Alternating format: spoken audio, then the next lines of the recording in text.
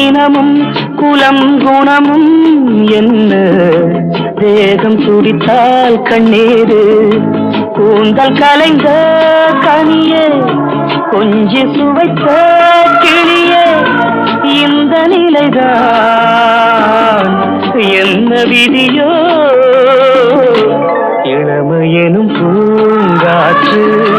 பாடியது ஓர் பாட்டு